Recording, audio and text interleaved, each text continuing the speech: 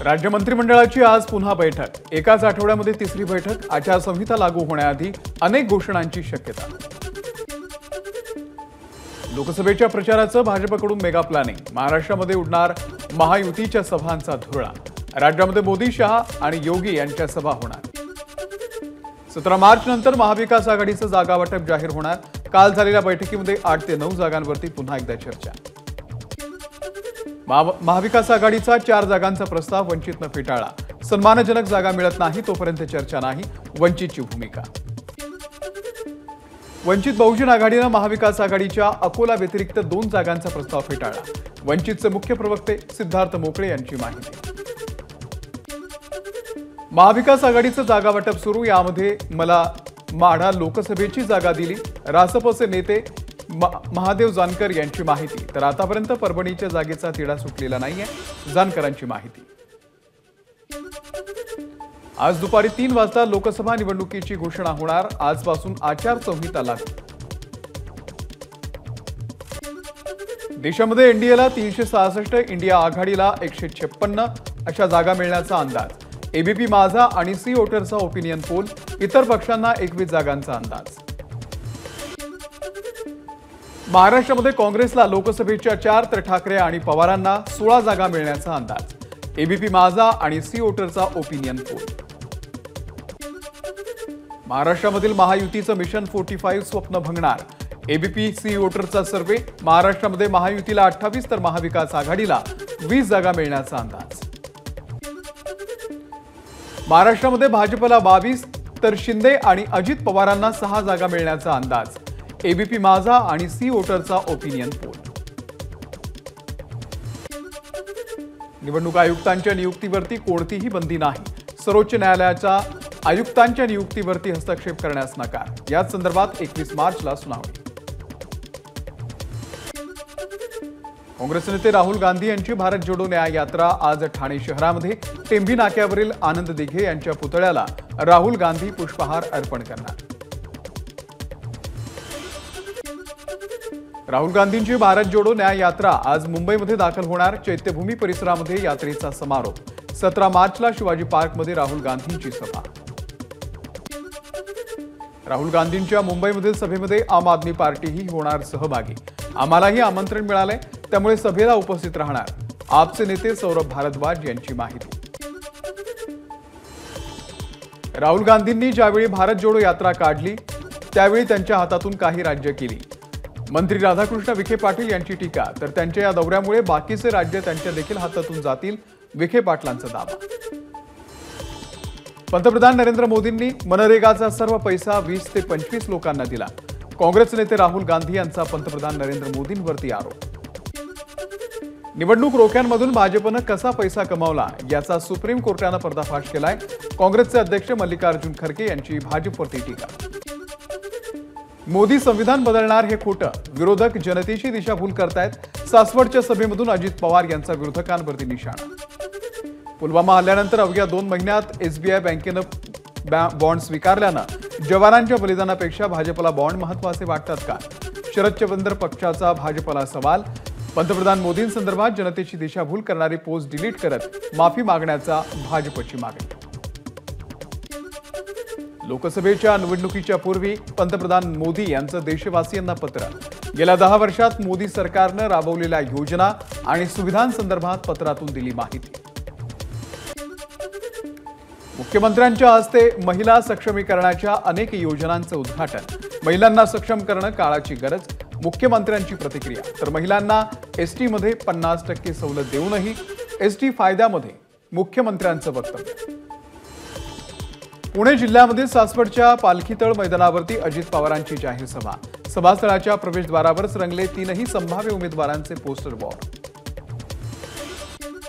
घरी बसून काही कळत नाही, काम करण्यासाठी फील्डवरती जावं लागतं।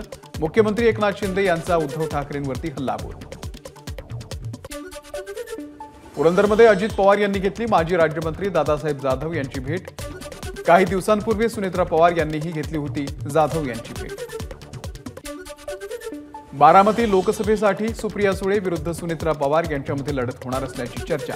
यावेळी सुप्रिया सुळेंच्या प्रचारासाठी रोहिणी पवार यांच्या भगिनी सई आणि मातोश्री सुनंदा पवार प्रचारासाठी सरसावल्या। केंद्रीय अर्थ राज्यमंत्री भागवत कराड यांनी घेतली सुनेत्रा पवारांची भेट। बारामती लोकसभा मतदारसंघाच्या दरम्यान सहयोग निवासस्थानी भेट। अजित पवार गटाचे प्रदेश सरचिटणीस रवींद्र पाटील यांनी घेतली शरद पवारांची भेट। रावेर मतदारसंघामधून रवींद्र पाटील उमेदवारीसाठी इच्छुक। उपमुख्यमंत्री अजित पवार यांनी मोक्काच्या विधानावरून त्यांची मानसिकता दिसून येते। विजय शिवतारे यांची अजित पवार यांच्यावरती टीका। अशोक चव्हाण भाजपमध्ये गेले तरी 60% कार्यकर्ते काँग्रेससोबत। आगामी लोकसभा निवडणुकीसाठी काँग्रेस मजबूत। माजी आमदार वसंतराव चव्हाण यांचा दावा। प्रकृतीच्या कारणास्तव आगामी लोकसभा निवडणूक लढणार नाही, शरद पवार गटाचे नेते एकनाथ खडसेंची माहिती। छत्रपती संभाजीनगर लोकसभा जागेवरती चंद्रकांत खैरेंचं नाव जवळपास निश्चित। त्यामुळे आता अंबादास दानवे मातोश्रीवरती नाराज असल्याची चर्चा। छत्रपती संभाजीनगर लोकसभा मतदारसंघासाठी अंबादास दानवे इच्छुक। केंद्रीय मंत्री पियुष गोयल यांनी घेतली खासदार गोपाळ शेट्टी यांची भेट। उत्तर मुंबईमधून पियुष गोयल यांना उमेदवारी जाहीर झाल्यानंतर शेट्टी यांच्या निवासस्थानी जाऊन घेतली भेट। ठाणे जिल्हा 100% शिवसेनेचा बालेकिल्ला राहणार, शिंदे गटाचे आमदार प्रताप सरनाईक यांचा विश्वास। ठाणे महानगरपालिकेमध्ये काँग्रेसला एकमेव नगरसेवक, त्यामुळे विजय वडेट्टीवार यांनी स्वतःच्या पक्षाची काळजी घ्यावी, सरनाईक यांचा टोला। अपेक्षेप्रमाणे निवडणुकीचा कार्यक्रम जाहीर होतोय, माजी मंत्री विश्वजित कदम यांची प्रतिक्रिया। महाविकास आघाडीप्रमाणेच महायुतीचा देखील जागावाटप बाकी आहे, विश्वजित कदम यांचं वक्तव्य। मुरलीधर मोहोळ म्हणत आहेत ते खरे, लढत एकतर्फीच होईल, पण जनता ठरवेल पुण्याला जनतेचा मोहोळ हवाय की मोदींचा मोहोळ नकोय। रवींद्र धंगेकर यांचा मुरलीधर मोहोळ यांच्यावरती निशाणा। भाजपचे 48 पैकी एकही खासदार निवडून येणार नाही, मनोज जरांगे यांचं वक्तव्य। देवेंद्र फडणवीसांचा राजकीय सुपडा साफ केल्याशिवाय मी थांबत नाही, जरांगेंचा फडणवीसांना इशारा। नाशिक लोकसभेवरून महायुतीमध्ये वादाची ठिणगी। श्रीकांत शिंदेंनी हेमंत गोडसे यांच्या नावाची घोषणा केल्यानं भाजप आणि राष्ट्रवादी नाराज। शिर्डी लोकसभेची उमेदवारी रामदास आठवलेंना द्या, आरपीआय आठवले गटाच्या पदाधिकाऱ्यांची मागणी। ही जागा दिली नाही, अपक्ष उमेदवारी करण्याचा कार्यकर्त्यांचा निर्धार।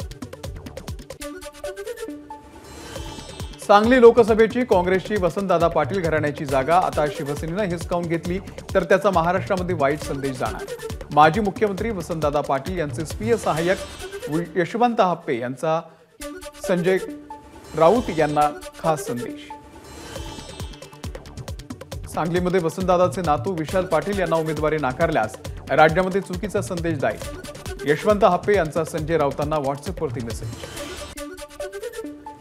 काँग्रेस प्रवक्ते संजय लाखे पाटील यांचा ठाकरे गटामध्ये प्रवेश। उद्धव ठाकरेंच्या उपस्थितीमध्ये शिवबंधन बांधून पक्षप्रवेश। नवी मुंबई महानगरपालिकेच्या 1225 कोटींच्या विविध प्रकल्पांचं मुख्यमंत्र्यांच्या हस्ते भूमिपूजन। 248 कोटी रुपयांच्या कामांचं लोकार्पण। कोरोना काळातील खिचडी घोटाळा प्रकरण। ठाकरे गटाचे पदाधिकारी सूरज चव्हाण यांच्या विरोधात ईडीकडून आरोपपत्र दाखल।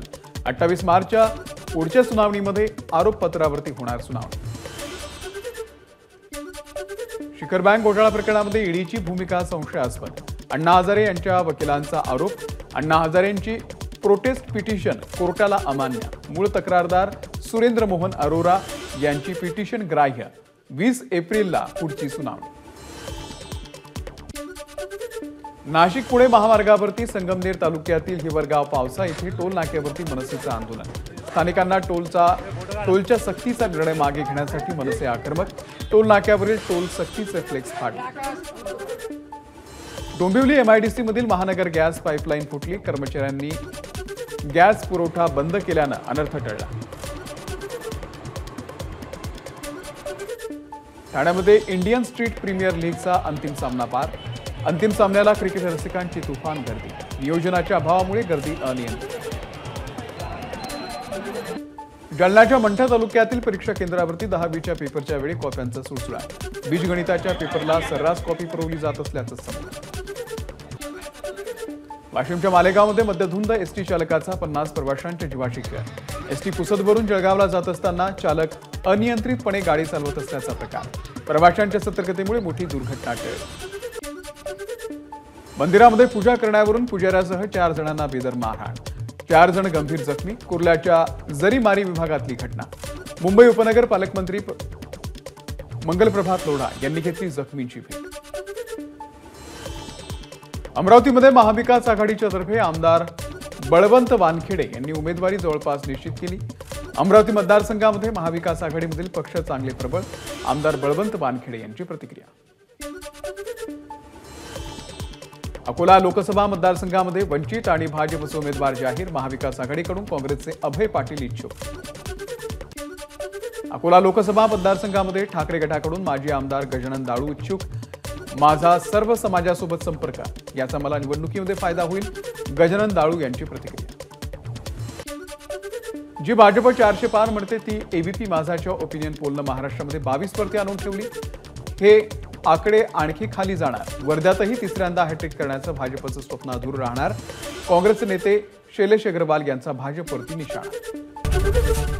एबीपी माझा, उघडा डोळे बघा नीट.